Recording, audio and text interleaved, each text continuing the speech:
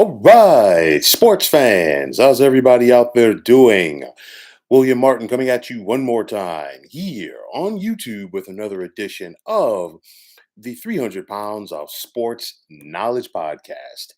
I know that this is a very big night for the NBA. We've already had the draft lottery where the San Antonio Spurs were able to secure the first overall pick. And of course, game one of the Western Conference Finals is taking place right now. The Nuggets are up on the Lakers about midway through the fourth quarter. So let's see how things, stand there and whether or not the Lakers can mount a comeback to force overtime or even win the game in regulation or if the Nuggets can hold them off. Either way, we got to see. But nonetheless, we of the Eastern Conference Finals that are set to begin tomorrow night. And it should be a good one, as we're talking about for the third time in the last 4 years that the Miami Heat are facing the Boston Celtics in the Eastern Conference Finals, obviously with a spot in the NBA Finals on the line. Now, last year, the epic 7 game series between Boston and Miami went down to the very end, literally. And of course, you just have to wonder what could have been for the Heat if Jimmy Butler had been able to make that shot last year in game number 7. But nonetheless, we are here again. Of course, these two teams met in 2020 in the playoff bubble, and the defensive intensity, if you will, of the Miami Heat got the best of the Boston Celtics. Last year, the Boston Celtics were able to find the grit to get past the Heat. So let's see what happens this time around. Now, for Miami, this season, they just had their struggles throughout the regular season. The Heat were once again expected to be one of the top teams in the East, but it was not to be. They just never clicked. It looked like, they weren't even going to make the playoffs as they had to go to the play-in tournament down to begin the fourth quarter in a winner go home game against the Chicago Bulls, and Miami got it going. And it's one of those scenarios where, hey, some teams are just better equipped for the postseason, and you can put Miami in that category. Now, on the flip side, for the Celtics, they are looking for redemption. And I say that I know that they beat Miami last year, but they got to the NBA Finals, fell 2 games short of winning it all. And now, if you're Boston, you're halfway back to winning that championship. So let's see if Boston can find a way to get a step closer in this series. Now, of course, one of the big things that a lot of people are going to be talking about leading up to and through this series is the play of Jimmy Butler. And of course, Jimmy Butler, whether it was Chicago, Minnesota, Philadelphia, and now Miami, he is one of those guys who knows how to elevate his game in the postseason. He knows how to elevate his game when the chips are pushed to the middle of the table. Jimmy Butler is just one of those guys, scrappy, tough-minded guys. And again, like I said before, those Marquette players, whether it was under Tom Crean or then Buzz Williams, they always played with a chip on their shoulders because those guys coming out of high school, they were overlooked for the most part by the big schools. Some cases they had to go to JUCO route. And they were overlooked coming into the NBA. And there's just something about that when you have somebody who's dealing with a little bit extra hunger that's going to make up for a lot of things. But Jimmy Butler, he's just one of those guys. He's going to do whatever it takes to win, and it's infectious. And you look at it, of course, with any successful team in any sport, when your best players are your hardest workers, they kind of set the tone. And that's what Jimmy Butler does. And of course, we saw him take over and be the best player in the first round against the Milwaukee Bucks. We saw it once again against the New York Knicks, but can he do it against this versatile and deep Boston Celtics team? We got to wait and see. Bam Adebayo, he's 6'9", but he's going to have to play bigger than 6'9" because the Heat are going to need him to score close to the basket, and they're also going to need him to be big on the boards going up against the likes of Robert Williams. Can he get Robert Williams in foul trouble? That's going to be a big thing. The supporting cast on this Heat team, veteran Kevin Love, he's a guy he might not be the Kevin Love that we saw probably like 8 or 9 years ago, but you know what? If you don't pay attention to him, he could still do some damage out there. You got Caleb Martin, Duncan Robinson, Max Strus, and Gabe Vincent. All of these guys have been playing some phenomenal basketball for this team. You've got veteran point guard Kyle Lowry coming off the bench. And of course, Kyle Lowry with his championship experience from 2019 as a member of the Toronto Raptors. And then, of course, Kevin Love with his championship experience from 2016 as a member of the Cleveland Cavaliers.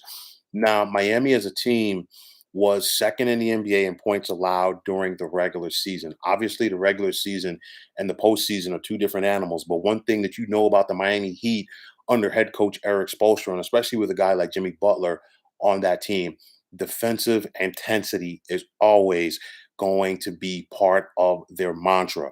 Now, on the flip side, for the Boston Celtics, you got a guy like Jayson Tatum. And, ever since game 6 and the fourth quarter of game 6 in the second round against Philadelphia, he's just taking it to another level. We saw him take over game 6 coming down the stretch against Philadelphia to force a game 7. And then, of course, in game 7 in Boston, Jason Tatum was just unstoppable.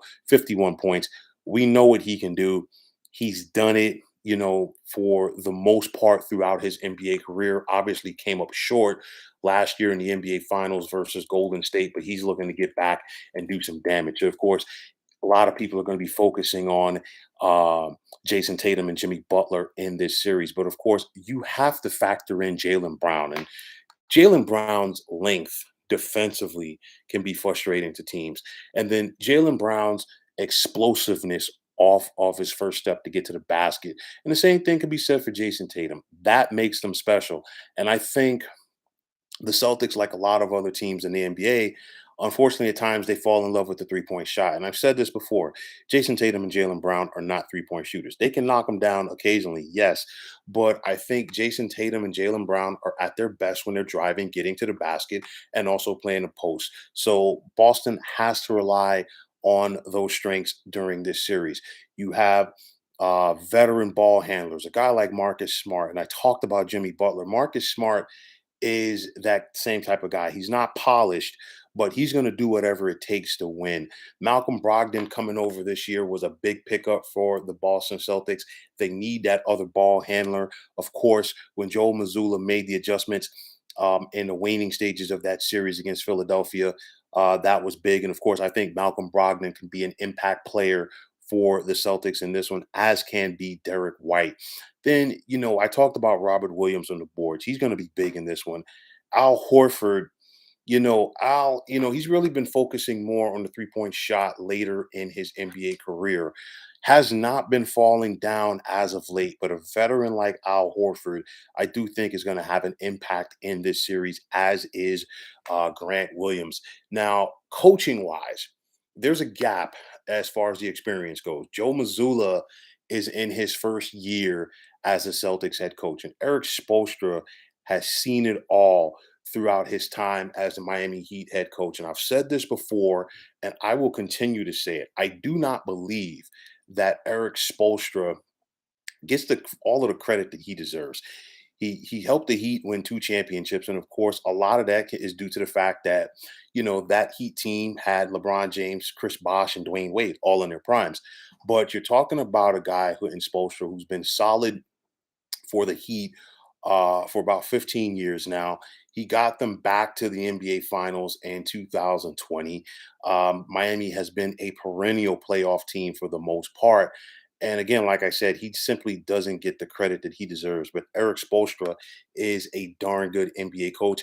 He's seen it all in the postseason, and that's going to come up big once again for Miami in this series. Now, Joe Mazzulla, first time around as a head coach, of course, he was the assistant coach previously for the Boston Celtics, but he grew up in the series against Philadelphia. Why? Because he knew how to make adjustments, and also he knew how to listen to his team. He knew how to trust his veteran players. And of course, Missoula is only 34 years of age. So, of course, he's not that much older than some of those players. But to credit to him, pushing his ego aside and being willing to listen in order for the betterment of the team. So I think this right here is going to be a very interesting series. Depth and athleticism. Uh, Obviously, that works in the favor of the Celtics, but the Miami Heat are not going to be phased by that. Why? Because even with the injury to Giannis, Milwaukee was the deeper and better team in round number one, and Miami got the best of them. Of course, the Heat kept that momentum going as they got the best of the New York Knicks. And I think what is going to be important is for both of these teams to go out there and try to establish and set the tone in game number one tomorrow night. If you look at what Miami has been able to do, just like the Lakers in the West, yes, they are the lower seed, but they went out there and stole game one on their opponent's court. And in doing so, they kind of set the tone and began to dictate the pace, if you will, in the series. Boston, they won their first two in the first and at home in round number one versus Atlanta. They lost game one at home against Philadelphia before rebounding. And the Celtics are a very funny team because just when you expect them to take it up to another level, they take it back. They tend to play down to their opponents a little bit, if you will, give them an opportunity. And some of those opponents, for the most part, take advantage of that. Miami was like that through the regular season as well, because I'll tell you like this: the Heat lost some games that were really head scratchers, but nonetheless, they have been locked in and dialed in so far in this postseason process. But nonetheless, I think this is going to be a back and forth affair. Turnovers are going to be a key. Longevity, if you will, is going to be a key as well. And I say that because obviously nobody is 100% fully healthy at this point of the year. And of course, Butler is still working through that ankle injury.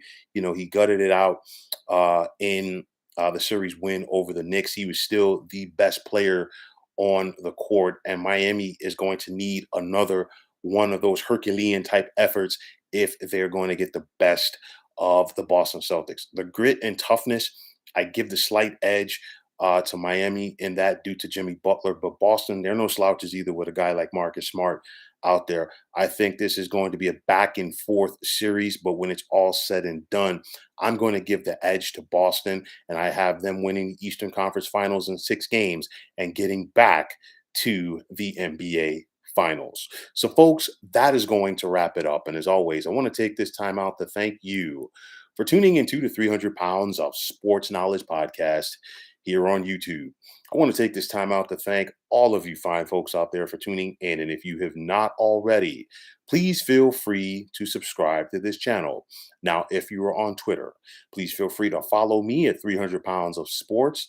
And like I always say, if you follow me, it will be my pleasure to follow you right back. There's also the sports discussion group on Facebook at the Sports Depot 365. Now you can check it out. Drop a line and be a part of one of the better sports debating sites going on social media. So once again, fine folks, my name is William Martin, and I am signing off. And I'm saying take care and have yourselves a wonderful day.